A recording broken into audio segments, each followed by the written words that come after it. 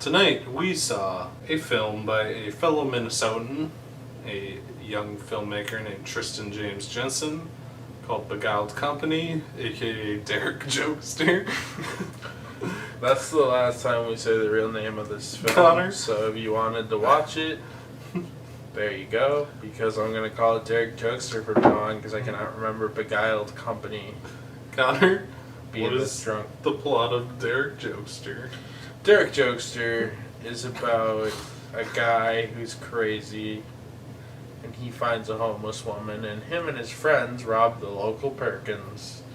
And then he's on his, and then he sits on his laptop and he robs the local Walmart, and he robs the local McDonald's, and he robs all these local businesses, and then he robs And then an it old transitions person's into home. a drug movie. And it transitions into him doing an LSD acid trip for 30 minutes. And then it transitions into a really crappy shootout for 20 minutes. And then everybody dies but the hobo girl and our main character Derek Jokester. And there's Rick and Morty samples in the backgrounds. There's a lot. It's a lot. So Aiden, what did you think of Derek Jokester, the movie? Okay. Derek Jokester. There's a lot to unpack. So I was invited by our friend Grant Newkirk, who has his own YouTube channel. who's we've on our been featured on. He's self featured YouTube here. channel all the time because he has no subscribers. He's jealous of our high class 1,000 subscribers. He's jealous. Grant did a little bit of shooting for this movie. He's personal friends with the director. He did some photography tonight for the premiere. And brought But we're us not, along. so we're gonna shit on him. We were invited to go to this movie for free. So I guess I'll start with the pre-show. And we decided we'd shit on the. We decided we'd shit on the guy. We'll start with the pre-show. I showed up with Grant early because he needed to take pictures. I had to fix an IMAX 2 dual projectors because the left projector was out and the right projector was having issues, which mostly stemmed from me forgetting to put the plastic shell back on the lens. Everyone was smoking pot on the patio. I wasn't. You weren't there. You were late. And then we went in for the pre-show, and it turns out the pre-show was kind of spoilers for the movie. The pre-show had small segments of things that the director liked, such as clips of Rick and Morty and South Park, and a Clockwork Orange, The Dark Knight, a 11-minute Tool music video. I'm sorry. Okay. So that all led into the movie. Mm-hmm. Yes, it did. There's a lot to unpack. We look like a carpet right now. So, the first issue is that the movie is 2.5 hours long. Yes. And it should not have been. Okay, by my estimation, because the movie did start a little bit after the 6:30 start time that I was told. It was, yeah, 6:45. I'm thinking it was about 2 hours and 15 to 25-ish minutes. Yes. Somewhere in the ballpark of 2 hours, 15 minutes and 2 hours, 25 Regardless, it's longer than, it's too long. Longer than Christ on the cross. And the primary reason that it's too long is poor editing. I mean, I guess we could just the cut editing, into the cake right now. Yeah, I mean, the editing is rough in a lot of ways. The fact that 90% of this movie feels like deleted scenes. The biggest part, there's like, this movie has probably 6 or 7 montage scenes, the longest of which, the acid trip, is roughly 30 minutes long and contributes almost nothing to the plot. Almost nothing? Oh, okay, fine. I mean, very slightly contributes to the plot. You're right. There are some slight contributions, like the guy breaking up with his girlfriend or whatever. Tristan, send me largely it ends up being irrelevant. And it's just like an excuse to show off visuals, which it makes everything drag.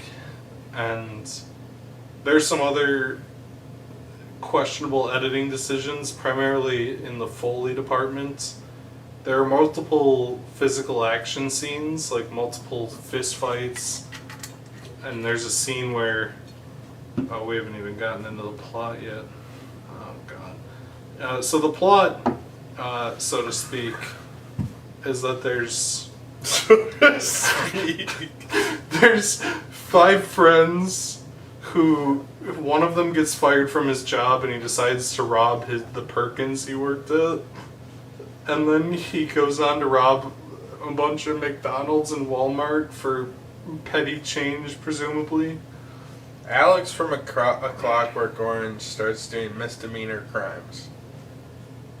That's he commits a bunch of petty misdemeanors. Alex from The Clockwork Orange and a hobo start doing petty misdemeanors. So anyway, they start out being like shoplifters and like they rob the McDonald's cash register. They steal and eventually it comes to a scene where, for some reason, they beat up a pedophile with mini baseball bats. Instead of using full-size baseball bats, they have like those mini baseball bats that they sell at baseball games that are like this long, and it looks really ridiculous. But there's no Foley, like there's no sound effects or impact to the hits, which is true of really bad. Which is true of like all the fights in this movie. So there's like 7 people whacking the pedophile silently while he goes it's really awkward. Sounds like a fucking porno movie. Oh god. Yeah. Okay. So the editing is rough, and the time needed to be it needed a fucking trim in general. There's some other things to bring up. Excuse me. It's like ordering a hamburger and getting the full fucking cow put between 2 buns. It is. It needed a very thorough trimming. Secondly, this movie very strongly wears its influences on its sleeve. I mean, the movie is essentially a remake of A Clockwork Orange, which the filmmaker was sure to remind us of by referencing the book multiple times and talking about the book. The plot is also he drinks milk like 15 times in the movie. Yeah, we get it. You saw the Clockwork Orange, and then there's like before you wrote the script. There are multiple scenes that directly quote and reference things from A Clockwork Orange, The Dark Knight, The Dark Knight Rises. At one point, is it a reference to blatantly steal lines? You were in the bathroom when it happened, but after they put on the Guy Fawkes masks, when they're duct taping some golfers to a tree, the golfers are like, "Why are you doing this?" And he says, "It doesn't matter who we are. What matters is our plan." It's a line from The Dark Knight Rises playing scene. I was like, oh no. Oh no. Yeah, there's also the story. What does it matter about their plan to commit misdemeanor crime? The story, I mean, the director comes off as an edgelord, self-inserting. He also comes off like he has his head all the way inserted into his anus. I hate to be a jackass, but like, the main character who's like a drug addict and a criminal. Don't think you can be a jackass talking about this movie when the director made you sit there for 2.5 hours and watch it. the main character guy who's like the drug addict and the leader of the group has like multiple scenes where he philosophizes, and he's like, I think God is just a way to control the masses, and he's like talking about how the man is putting them all down and he needs to rob the local McDonald's to get back at him. That's what does it. There's the... And, like, I don't know, Tristan seems a bit like a kind of Derek jokester edgelord in his own way from what I've seen on his Instagram and stuff. He was a nice guy when I met him, so I don't want to, like, completely shit on him, but it's a mess. And then there's also lots of weird... I don't know if they're plot holes, but they are, like, confusing plot elements. So, like, the big crux of the back half of the film, you'd think that them robbing a bunch of, like, local business chains would come back to bite them in some way, but it really doesn't. And Nothing bites them unless the first third of the movie is largely irrelevant, where they're, like, robbing Perkins and McDonald's. And after the overly long acid scene, which is 30 minutes to establish that the drugs they were sold were bad, they go and beat up the drug dealer. And I assumed that the drug dealer knew it was them because he had been at their house for a party the day before, and the main character like frequently bought drugs from them. Kind of like how the main character got fired from Perkins and then an hour later robbed the Perkins, flicked off the camera and practically advertised that it was them that robbed it. Yeah, but somehow... And then went into Perkins and bragged about how they robbed the place. Somehow the manager. The drug dealer doesn't realize that it's him until later on. He opens up his copy of The Clockwork Orange, which the main character's written a note in and realizes, but then at the same time that the drug dealer realizes this, the main character also realizes that the drug dealer realized this somehow. There's like a lot of plot contrivance. Anyway, it's generally very messy. I think a lot of this could have been fixed by a very strong editing pass that cut out like a third of this. At minimum, but an hour. I do want to say a couple nice things before I pass it to you. One, I think the director has a strong eye for cinematography. He was capable of making interesting shots. Not all of the time, but for an amateur, he was certainly capable of composing shots in interesting and new There were ways. only a couple moments of total inadequacy, which, compared to something like the diabolical schemes of Thaddeus Jackson, yeah, is largely pretty impressive. the movie looks very good despite the elements that don't work as well. And I also think that for what it is, the acting is largely very good. I don't think any of, like with Thaddeus Jackson, which we reviewed a while ago, everyone in it was so terrible that it stood out. They were all like wooden and awkward. Right. Every actor in this is at least competent, seems like they know what they're doing, displays the correct emotion in scenes. Largely, the acting is very good for what this is. And considering the script was such dog shit trash, it was pretty amazing what they were able to make with what they had. Yes. Also, before I pass it to you, we saw this at the Alamo Draft House, and the Alamo Draft House charged me $16 for a Coke and Rum, which is an absolute fucking ripoff. So fuck we're you. taking it out on you now. So, Derek, in retaliation for your evil capitalism, I'm going to rob you for the $17 in your register. Yeah, like there the is an McDonald's. irony to watching a movie that's like, damn, bro, Walmart's really the man.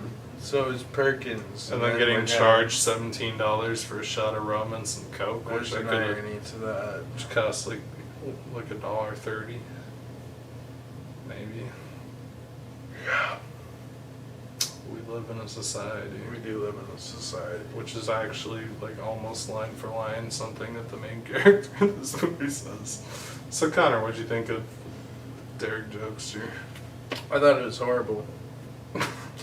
Here's the one thing you can control. You can have the shittiest camera in the world. You can have the shittiest lighting. The shittiest music. Crappy computer that can't process anything. Editing software that doesn't let you edit the sound very well. And the one thing you can't control is your script. And this movie had a 300-page, god-awful, wipe my ass, toilet paper, fucking doo-doo crappy script. I would rather hang myself with a noose than watch this movie again. The script needed to pass and editing. No. The script just shouldn't have been made. Yeah. Because the problem with this script is it felt like an edgelord trying to rip off 50 different things. Yes. Which is what it was. Oh, also, I think the music is pretty good. I forgot to mention that, but... What in the world is the message of this movie? I have no idea. What is the narrative through line of this movie? I'll break it down for you. I'll break it down like this. I'll break it down like this. There is no narrative through line. Half of the scenes are the screenwriter didn't know what to do. So the characters are sitting in a circle and one character's on their laptop and says, "Hey, did you hear blank blank blank? You hear about this pedophile? Walmart is bad corporation." And there's so much self-insert fucking preaching where it's like, did you know God is such a fucking tool because he's fake or whatever? And then all the other characters are smoking weed and they're like, I really like drugs, man. I've taken drugs before. I'm the guy who wrote the script. I think the funniest part of the movie is when you're a fucking loser guy. I think the funniest part of the movie is when they're planning on shoplifting from Walmart. And it shows the black guy typing on his computer, and he pulls up the Wikipedia page for, like, Walmart controversies. I was like, oh no. Walmart has a lot of controversy. We're really going to change the world by taking $350 out of their till. We're going to change the world by taking from Midwestern breakfast company, Perkins' till, at one of their branch locations. We're really changing the world. Local restaurant with 85 locations, Perkins. We had to take from their restaurant till so that we can prove to the man that they're not so good after all. Yeah. The man that runs Perkins. The man that runs bankrupted company Perkins. I think the saddest scene... Midwestern breakfast joint. The saddest scene in the movie is when they go to rob this, like, charity gala...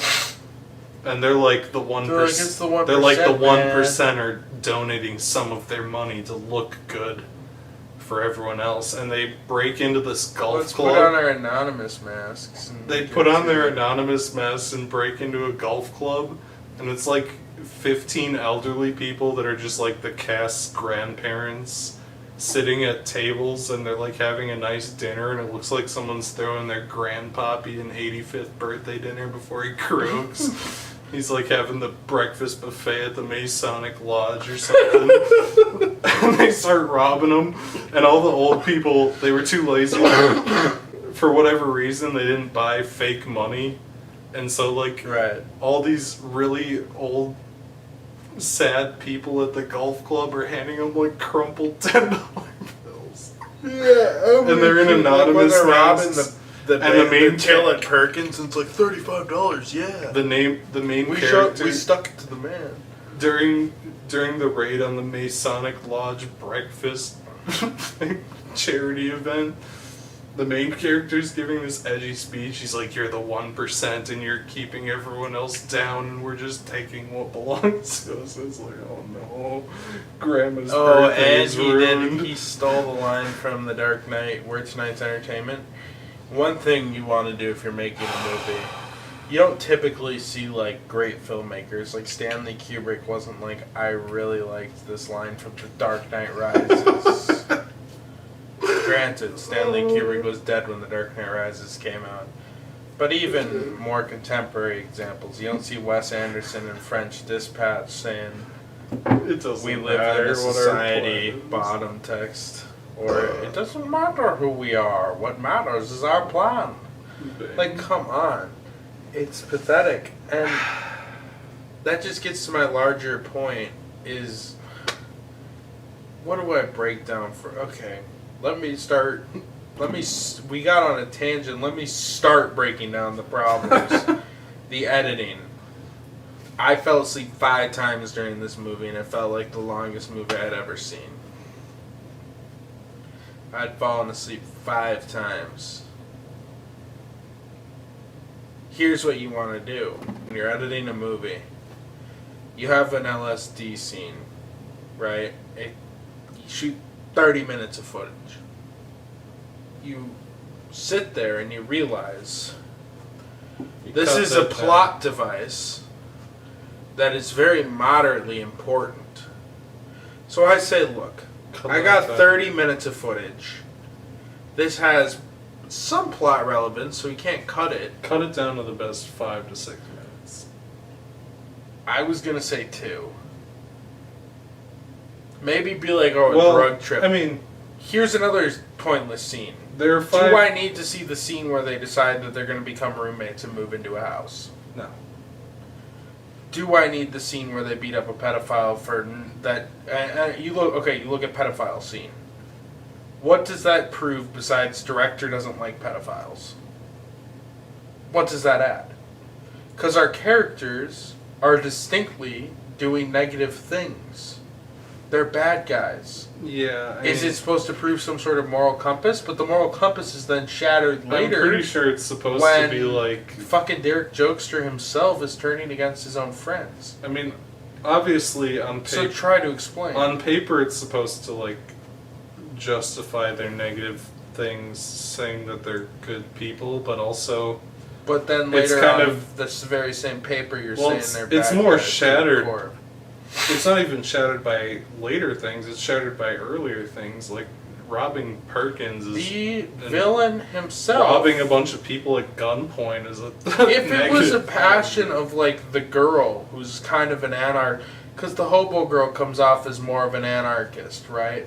She's more of an anarchist character, but not necessarily evil to the core, where you have Derek Jokester, whatever the fucking main blonde guy's name was... He's evil to the core is the idea. He's the Alex from the Clockwork Orange, the Joker from the Dark Knight. But he's the one who's mad at the pedophile. Yeah. Now, you would think logically it would be any of the surrounding characters with some level of a moral compass, except there's one character that also has no moral compass because she's a slut. But I'll come back to that. Point is, it doesn't make sense for knockoff Alex from A Clockwork Orange to be the one to defeat that pedophile. Now, if it was a character moment where they say, like, you know, they go more into vigilante justice and stop doing... But, you know, at that point I'm rewriting the movie. Here's the thing. You know what other subplot doesn't pay off? Any? Well, yeah, but there's like a whole subplot where Derek Jokester is going through withdrawal from the fentanyl or whatever he was being sold. And there's like a dozen scenes in a row where we see like this fancy editing to show him like suffering from withdrawals, and he keeps drinking like fucking tea to like cure it. And then at a certain point he just stops and he's all better. They forgot about it. They forgot. Anyways, another scene. Stuff. The shot composition, as you said, was fine.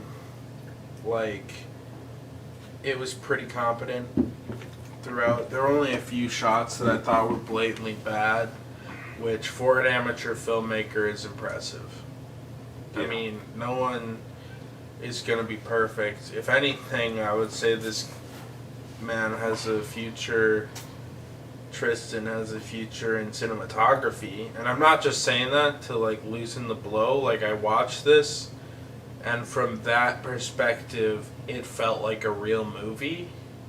Yeah. Which I expected it to look like absolute dog shit going in. Yeah. But again, framing's good. It means you either need someone else to write your scripts, or you need somebody to do a pass and proofread your scripts, edit it down, and also editing isn't your strong suit. Because first off, two components of editing that you don't understand at all: sound mixing. Your first scene where you meet Homebo Girl, I couldn't understand a single word. And there are a couple other scenes that had issues with sound, and some scenes that didn't have issues with sound, which is a problem.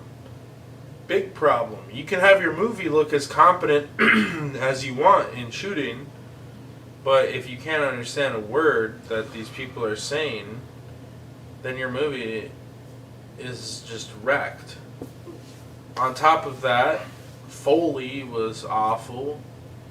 You have to consider how sounds would actually sound. When people are shooting gunshots in a house, it's going to be hard to hear people talking. You're not going to hear some guy shooting off a machine gun and then casual talking over it. That doesn't make sense. Yeah, guns are loud.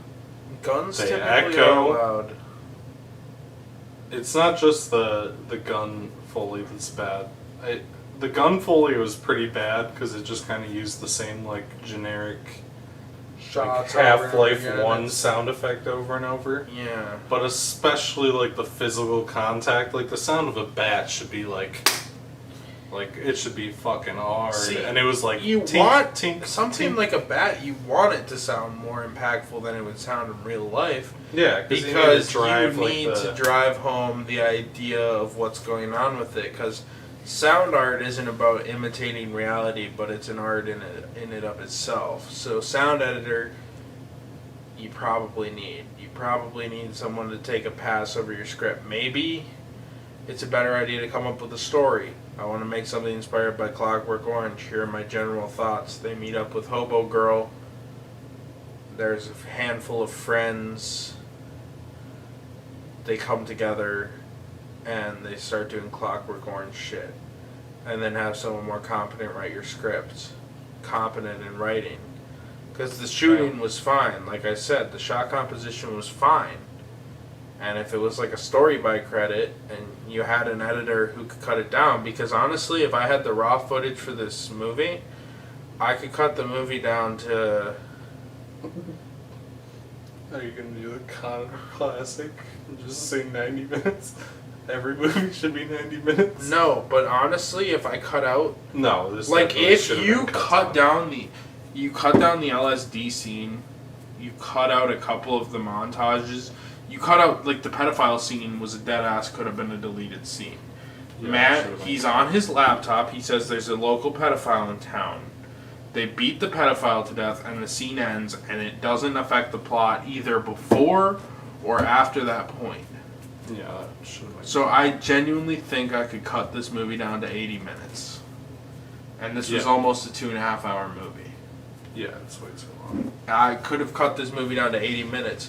And the thing is, in some cases, less is more. Granted, there might be some new shit that needs to be shot to make the movie round out to more competence. Also, I hate to be that No, guy, go ahead. I also don't like the idea that this movie... Oh, the music was good, as Aiden said earlier. The music was pretty good. But, I don't love the idea that all of the main characters are essentially good guys except Derek Jokester, Alex from the Clockwork Orange, whoever the fuck it is, and slutty girlfriend a guy. And the only reason she seems like a bad and evil villain girl is because A, it turns out she's a hypocrite and believes in God, and B, because she refuses to have sex with one of the characters at one point. And then they frame her to be a slutty bitch or something. I just felt you're supposed to dislike her. And the only reason is because at one point she refuses to have sex with somebody and she likes so God, fucking which is weird against the core idea of at Tristan's movie. At first she's a non-character.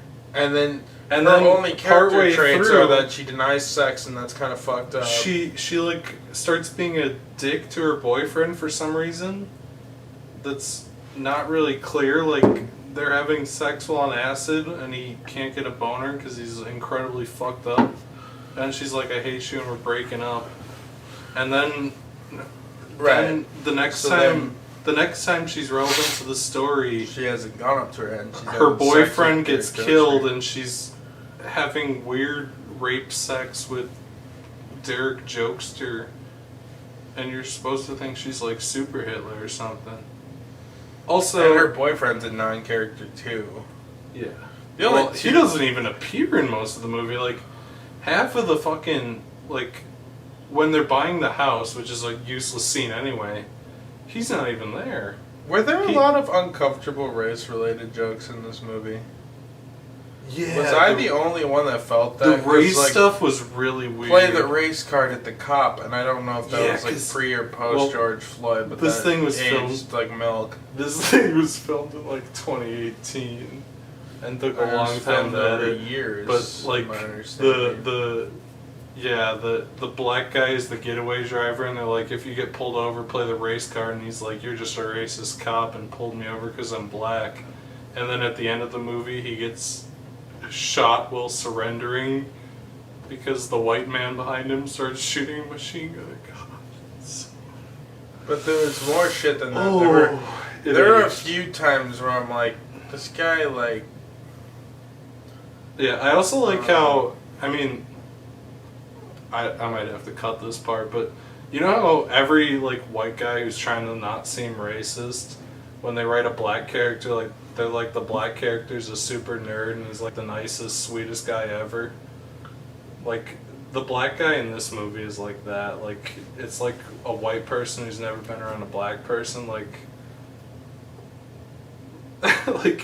like the black guy has to be the nicest, least criminal, sweetest, kindest, nerdiest man ever because it's written by a white guy who doesn't want to come off as racist. Felt like he was overcorrecting to avoid any black stereotype ever. There was no conflict with his character. It made no sense that his character was simultaneously a criminal and acted the way he did.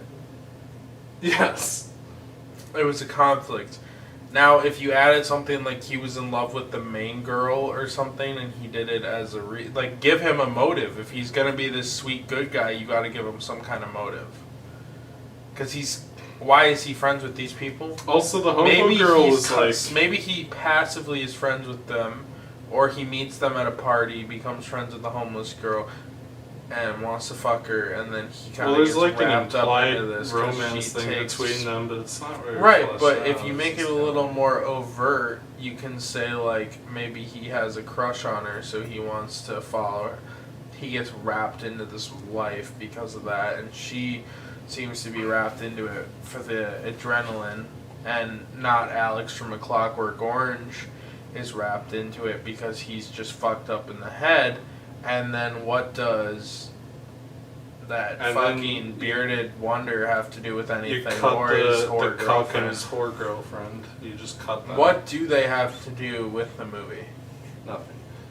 You know what else is kind of weird? I don't know, like, you probably couldn't convince the actress to do this, but like, the hobo girl has like really clean and shiny and pretty hair for someone who sleeps under a fucking bridge. I noticed that too. Like, they're like, she's probably homeless and she's in like a makeup and it looked like she showered an hour ago. Yeah, she looks very, very pretty. Freshly Her applied hair makeup. is very clean.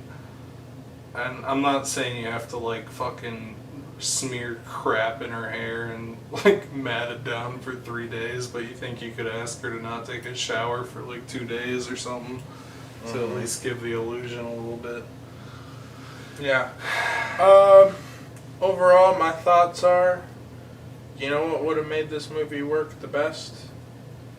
You know what could have saved this movie to the point where I could have tolerated it and probably wouldn't have complained that much and gave it a decent score? 90 minutes. I say the 90 minutes thing a lot, and it's become kind of a running joke on this channel. But 90 minutes.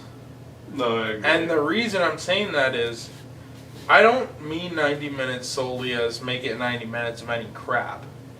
But you probably have between 75 to 90 minutes of pretty usable stuff in this movie. but this guy seems to have never heard of the concept of deleted scenes. Yeah. I'm serious. Like, if you watch this video, and you somehow watch through this absolutely just gonna shit on your movie, Grant's gonna show him this. and probably. But if you've watched this, unironic criticism, edginess aside, make the movie you want.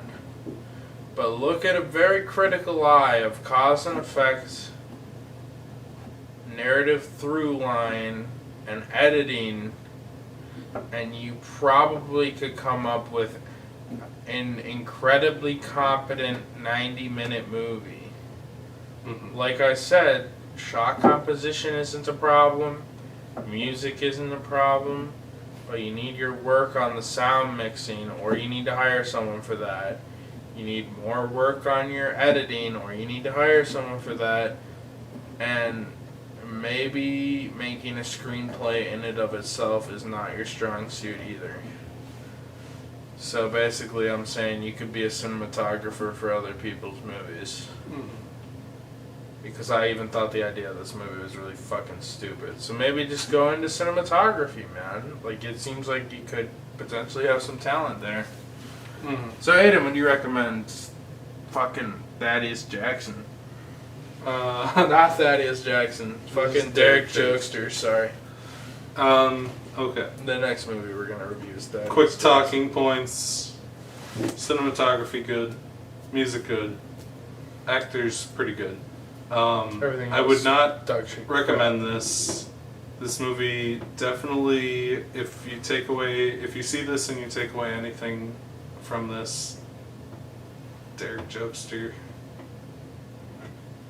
I don't remember your name. Tristan TJJ, something. Tristan James something. If you see this,